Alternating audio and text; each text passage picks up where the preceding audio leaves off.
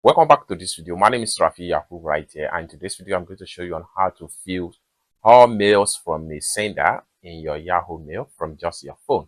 So let's see. But before we dive into the tutorial, if you find this tutorial useful and you are following new to this channel, remember click on that subscribe, turn on notification bell for more useful tutorial like this. So with that being said, let's get started.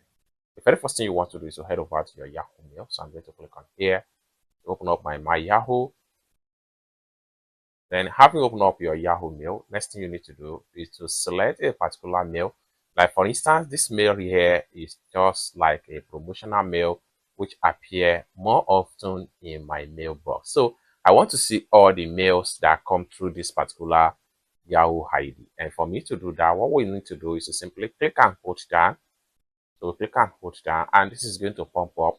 Next thing we want to do is to simply click on view all messages from this sender. So click on that, and it's going to load up like so. So we have all the mail from this particular sender right here, right from the bottom to the top.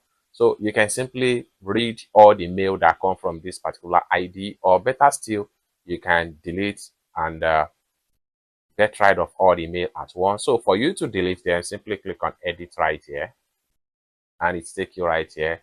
You can simply click on this box right here, or better still, come to the top right here, click on select all, and all the mail will be selected. Next thing you want to do is to simply click on delete right here, or you can move the mail to Anki, or better still, you can mark as read mail, or better still, click on more right here. You can star it or move it as a spam.